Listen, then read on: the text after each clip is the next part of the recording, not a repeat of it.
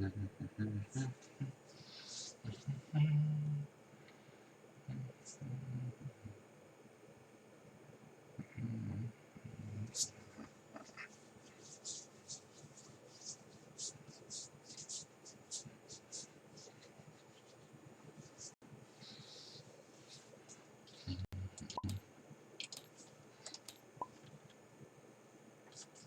how? What are you doing?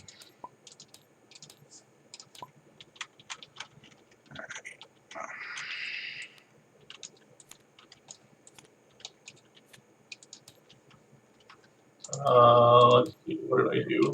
Your expansion, I drew.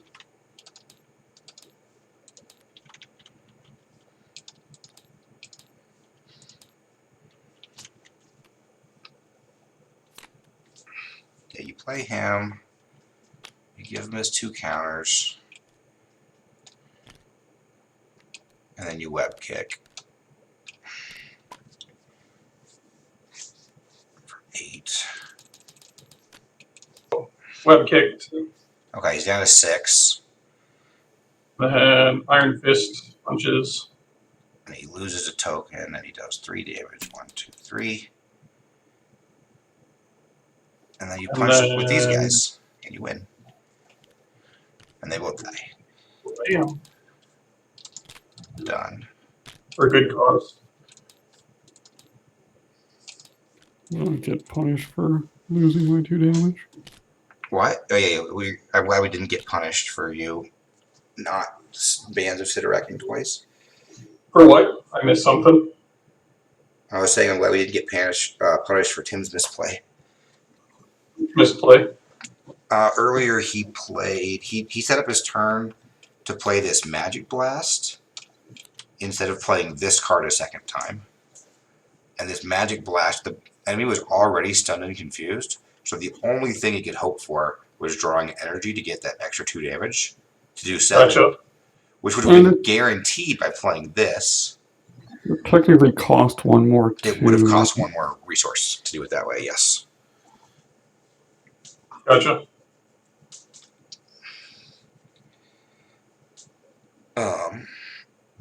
Yeah. That's kind of funny. I never used Aunt May.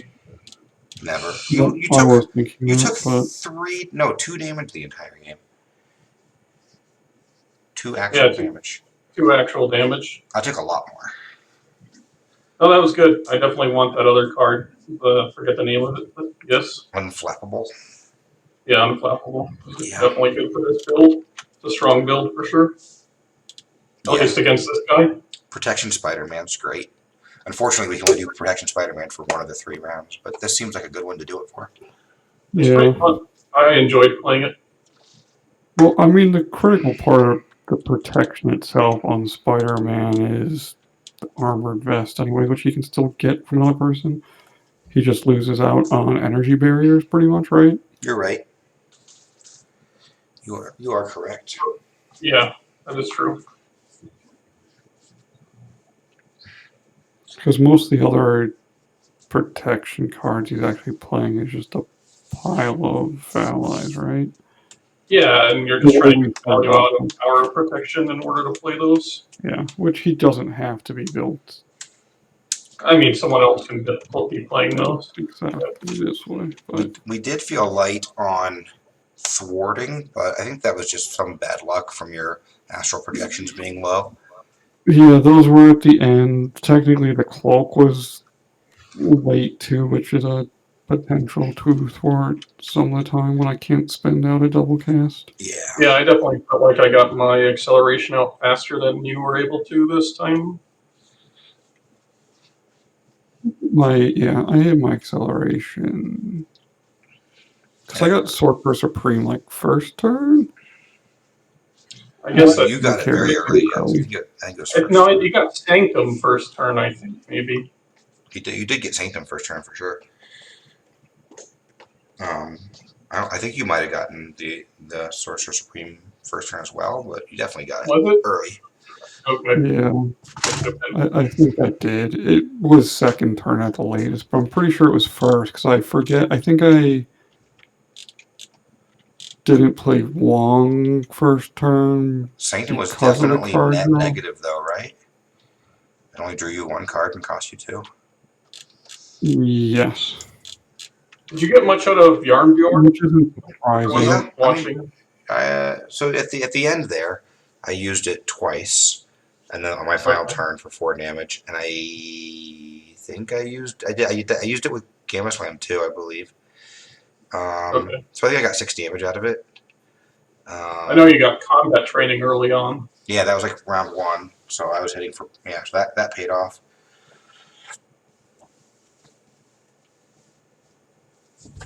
It was a fun match. I like playing Absorbing Man. He was I mean, people have said he's like the worst one out of the bunch from the new box. I enjoyed playing against him. He was challenging. He was threatening. He had to worry about less stuff. Yeah, what do they mean by worst? They mean like Like, people thought he was like a Fun mess, item like match. boring, like a bad design. I don't think so. I mean, I kind of like the changing attributes. Yep, I liked it too. Yeah, I think that's fine. And I like the fact that he's got the stall thing, like he seemed fine with that, where he builds up his build maybe felt a little slow still for the difficulty, but like the fact that we were on stall tactics was only 3 for us. Like I'm surprised stall tactics wasn't a bit more punishing. Yeah, we did luck out with Scorpion a bit, I think. Scorpion He only was a showed up the one pain. time, right? Yeah, we had 1 minion to deal with that entire time. Yeah, Sweet Scorpion, there he Which was is at the bottom. probably about expected for this, but I mean, stall tactics adding 3 threat was kind of a big. I mean, that randomly adding 3 threats not nothing. It got pretty high. But I mean, guess it definitely was a concern. it's kind of but like having again, more advances in the deck. yes, but it's probably no, it's definitely mean. maybe with his leadership is a good attribute for warding, right? Maybe he's really weak against leadership. Oh yeah, I mean, thwarting is. Yeah, Um, leadership's good at everything. Yeah, it's decent. The stuns possibly didn't. They do fit with his stalling, but we did. Gang up is so Whatever. bad in its deck. It's so funny that Scorpion adds another gang up, and it's so bad because it makes minions attack, and there's no minions in his deck. Did feel like a dead card every time. And it was definitely interesting and different playing versus like no minions at all, except for what Scorpion came out once. It was definitely. Yeah, I mean, Scorpion is just overall very bad for him. It felt like the stun boost things are pretty weak, and they're definitely the one revealed is very weak. If Scorpion's not out, which He's got. I mean, we did feel like multiple times, we were getting multi-stuns where it wasn't having any effect. Chain stun. yeah. I think they missed an opportunity to make these continuous art. Say that again? I think they missed an opportunity to make this like a continuous art. Yeah. It would never be like displayed out or anything. I mean, they might as well have, other than I do think in general they could use some of these cards have really nice art. Those ones are a little weak in general, even on their own. Yeah, they would be kind of anti-themed if continuous. Even if they weren't, Kind of I'm not just in saying. separate locations or. Yeah, no, I know what you're saying. I feel like the art level is better on most of the other cards. Yeah, his cards.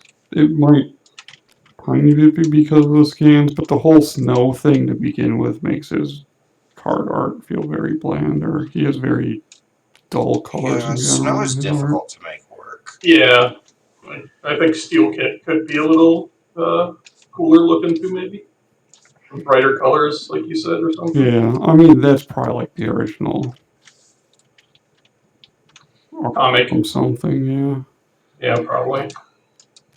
Anyway, Yeah, I mean, because I hadn't seen a lot of these parts, so it's interesting looking at the art of the newer cards. Right? Are there two? Oh yeah, there are two avalanches. Two avalanches. He only has 3 side schemes total. But this one's brutal. The super absorbing power. You just have to get rid of that ASAP. Yeah. The avalanches were annoying. Yeah, no, I agree with you there. And then They're, he's got 2 each for each of his elements, right? And then he's got the 2 copies of stall tactics, 3 omnimorphs that just you never know what it's gonna do. That's his whole deck. His whole deck is just like this, his ball and chain, and his 3 side schemes. Yeah, the Omnimorphs in general, it could be brutal if you get 2 woods in a row, but if you get 2 stuns or 2 exhaust, it's less of a. Yeah. Oh, yeah, the other 3, or yeah. The 2 stones is pretty brutal. It can be. I guess you can mitigate it pretty strongly with an ally, but if you get really unlucky, he gets a bunch of boost cards, and then he like schemes. He could just win sometimes. Yeah. So that's kind of a weird swing. If he's ice or metal, it's not 2 in a row doesn't hurt you, but if he's wood or maybe stone, then it's can be pretty powerful. I guess only these 2 have the boost on the bottom, and they both care about 2 different elements, which is interesting. I thought all 4 of these had a boost on the bottom, but no, these 2 have a boost, and then these 2 are different depending on if you're alter ego or not. Yeah, swing stone didn't seem very threatening. Which one didn't? Swinging stone. Which one was that? That was where he attacks you or schemes, and if he's stone, he's boosted. Yeah. Like that didn't feel very threatening at all. But I mean, not everything can be like. For ours, it didn't. That's still probably one of his stronger things. I mean, It can be scary, and if you have the wrong build. Surprise attacks in general can be. Surprise CE really sucks. That's true. I didn't think of it from that This standpoint. guy's probably really hard solo. In solo, this guy's probably tough. If you go alter ego. Yeah, the context of a surprise attack is different than yeah, that's true. If you go alter ego, he's got 2 advance, 2 stones. So, I mean, the advance can happen anyway, but if you're alter ego, it's even worse because he's going to scheme that turn already. Then he's going to scheme again. And then these can also, these are kind of like a mini scheme. Stall tactics, depending on how many times. Yeah, I guess overall, maybe he's kind of feast or famine, but I don't know. See, at least from the other games I played, the other villains seem very much the same way. He definitely does have a lot of weak cards. He's kind of like all over the place and not super focused. It is like you never know what's going to happen with this guy. I guess that's one thing I like about him because we couldn't predict what he was going to do at all. He's very high variance. You're like to discard a card like. It feels bad sometimes it is bad if it gets rid of like what your turn is. But a lot of times, like if you could get rid of a card dealt to you by only spending a card, you're in a great position. Mm-hmm. I agree. Yeah, because your whole goal, like mechanics wise of this game, you're breaking it down is to get ahead of the encounter deck, and it's all about how many resources does each card make you deal with. Yeah, and he's got a number of things like that. Even like if it's the card primarily just like stuns you, like, and that's all it does. Like, I don't know how the other villains are. Screw up your attack. Like that's a very weak one revealed. Yeah. At most mitigating like 2 damage or 2 thwart because you have to attack instead of thwart or something. Like there's a lot of times what that works out to be. And I mean, it can screw up, like if you're Spider-Man and you blocked, and then that happens and you can't play your web kick, but... I guess the other thing about him is he didn't... I don't know how all the other villains are, but he didn't seem to go through his encounter deck as quickly as some other villains. No, Claw goes through it really fast. And Ultron will go through his fast when we play him, because he'll have Power Drain, and Power Drain Yeah, those ones seem much more painful. Yeah. And, Ultron actually makes you go through your deck faster, too. Oh, man. All right. Well, that was fun. Thanks for doing the practice game. I enjoyed it. Yeah. So I'll Yeah, we definitely will need to figure out actually fitting in 3 games now, though. it'll be tough.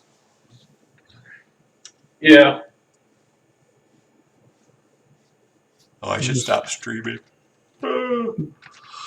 Deck building